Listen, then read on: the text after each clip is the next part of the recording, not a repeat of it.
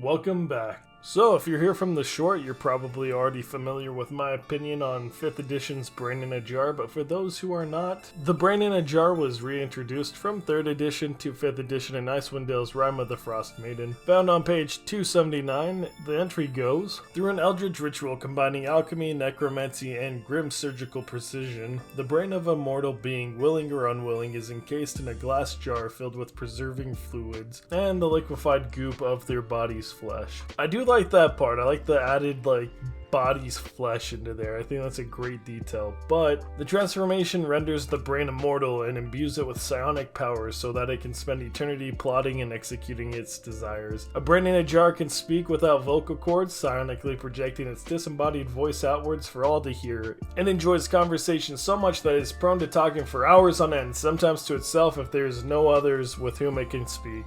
It also likes to think out loud and reflect on events and decisions that led to its great transformation. Being divorced from one's body can tax the mind, and the longer a brain in a jar exists, the more likely some form of insanity will take hold of it. A brain in a jar is particularly susceptible to dementia, schizophrenia, and paranoia. They are also immortal vessels. The brain floats in a jar of solution, pulsating as it reacts to its surroundings. Some brains have been known to thump against the walls of their container when excited or vexed.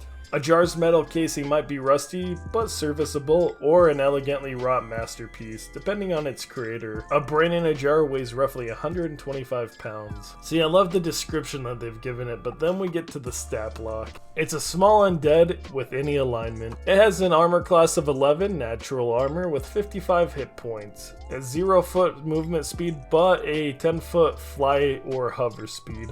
1 in strength, 3 in dex, 15 in constitution, 19 in intelligence, 10 in wisdom, and 15 in charisma. It has proficiency in intelligence and charisma saving throws, damage immunities to poison, and is immune to the exhaustion, paralyzed, poison, and prone conditions. It has a 120-foot blind sight, but it is blind beyond this radius. Its passive perception is 10, and it has the detect sentience ability that also helps out with this. It knows all the languages it knew in life, and it is a CR3 creature. Now on to its abilities. Detect sentience. The brain can sense the presence or location of any creature within 300 feet of it that has an intelligence of 3 or higher, regardless of the interposing barriers, unless the creature is protected by the Mind Blank spell. It has innate spellcasting, which are psionics. The brain's innate spellcasting is a DC 14 or +6 to hit. At will, it has Chill Touch, Detect Thoughts, Mage Hand, and Zone of Truth. 3 times a day it can charm person or hold person, and then once a day it has compulsion, hold monster, sleep, or Tasha's hideous laughter. The brain also has magic resistance and the unusual nature ability, which makes it so it doesn't require air, food, drink, or sleep. For its attacks, it does have the Chill Touch cantrip and the Mind Blast ability, which is a 5 or 6 recharge. The brain magically emits psychic energy in a 60-foot cone. Each creature in that area must succeed on a DC 14 intelligence saving throw or take 17 psychic damage and be stunned for 1 minute. That's very powerful. That stun condition can really mess things up. And then a creature can repeat the saving throw at the end of each of its turn, ending the effect on itself on a success. Overall, it's really not that bad, but then we go to Libris Mortis, the Book of the Undead from 3rd edition. The Brain in a Jar in 3rd edition is a tiny undead with 19 hit points, +2 to its initiative, and a 30-foot fly speed. It's got an AC of 13, blind sight of 60 foot, dark vision 60 foot, which I never really understood, but it's there. And then they have the madness, telepathy, undead traits, +4 turn resistance, all that fun stuff. It has bonuses of +1 to fortitude, +3 reflex, and +6 for will saves. It has bonuses to its bluff, diplomacy, knowledge history, knowledge psionics, knowledge religion, and listen and spot. It has alertness and iron will, which is already reflected in the stat block in its will save and its listen and spot. Now on to the good stuff. Something grey and shriveled sloshes within a grimy canister, a disembodied brain afloat in alchemical preservatives. The Brain in a Jar is a masterpiece of preservation, but where alchemical preservatives leave off, necromancy picks up. An innate brain in a jar is, in truth, an undead creature. Additionally, possibly because it is free of the need to worry about controlling and animating an entire body, a brain in a jar possesses potent mental powers. Of course, merely removing the brain of a zombie or some other undead creature and storing it in alchemical preservatives is not enough to create an undead brain with psionic ability. The ritual of extraction, the spells of formulation, and the alchemical recipes of preservation are closely guarded secrets held only by a few master necromancers. The creation of a brain in a jar is difficult and fraught with danger because once its mental powers are fully developed, the undead creature is adept at controlling the thoughts and minds of other creatures, especially living creatures. A brain in a jar weighs about 25 pounds, which includes the weight of the glass canister and the preservative fluids. A brain in a jar can speak telepathically to any creature within 100 feet of it that has a language. Now in combat, a brain in a jar prefers control to direct combat, since the brain is fragile and the glass is also fragile and it can't stand too much jostling. However, when it can't stay completely clear of combat, it seeks to put off aggressors with its mind thrust ability. Now if we look at its abilities and actions, it has the mind thrust attack. A brain in a jar can spend a standard action to deliver a massive assault on the thought pathways of any one creature, undermining its intellect. This mind thrust deals 2d10 points of damage to any target creature that fails a DC 14 will save.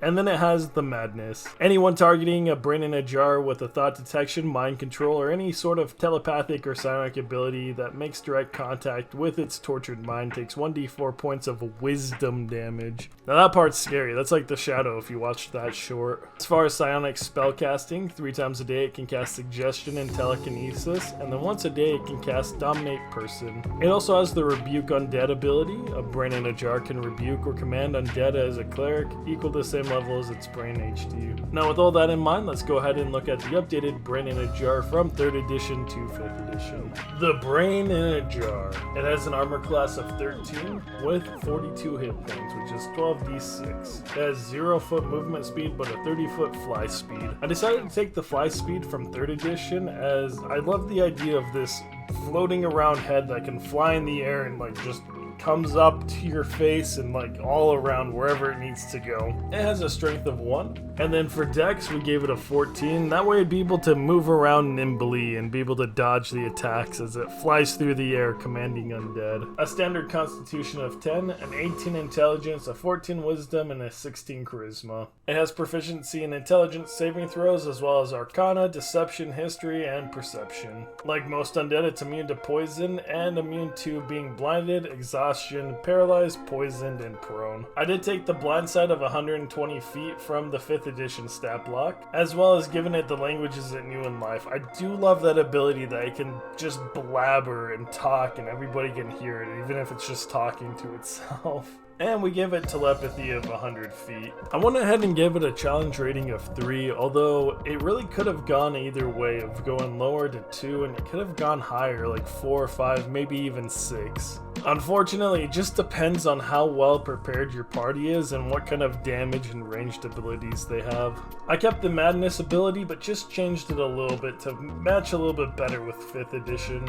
Any creature targeting the brain in a jar with detect thoughts, suggestion, or any sort of telepathic or psionic ability that makes direct contact with its tortured mind has their intelligence reduced by 1d4 points per round that they are mentally connected. I changed it from wisdom to intelligence as I felt like it was a little bit more fitting, and then this reduction lasts until the target finishes a shorter long rest. I gave it its rebuke undead ability as well. The brain in a jar can rebuke or command up to 6 undead of CR 1/4 or lower per day. We're gonna get back into that when we get to spell casting, but just know that's gonna be important later. As magic resistance, the unusual nature from the 5th edition stat block, and then I gave it in motion, flyby, and nimble escape. In motion is while the brain is flying, ranged attacks against it are made at disadvantage. It has your standard flyby ability. It doesn't provoke opportunity attacks when it flies out of an enemy's reach. And nimble escape. The brain in a jar can disengage or hide as a bonus action on each of its turns. Once again, just that mental image of this thing flying around, still broadcasting its thoughts is the thoughts of like a crazy madman necromancer scientist, and it goes and it flies into like this shelf of other brains of failed experiments, but you can tell which one it is because it won't stop blabbering. As far as actions go, it has the Mind Thrust ability updated for 5th edition. The Brain in a Jar targets one creature it can see within 60 feet of it that has an intelligence of 5 or more. I went with this change for the intelligence, as anything that doesn't have sentience wouldn't really be affected by the ability, as the ability delivers a massive assault on its thought pathways and undermines its intelligence, so something that can't think and doesn't have intelligence doesn't really care. The target must succeed on a DC 14 intelligence saving throw, taking 11 psychic damage or half as much on a successful save. If the target fails by 5 or more, it has disadvantage on its next ability check, saving throw, or attack roll as it suffers from brain fog.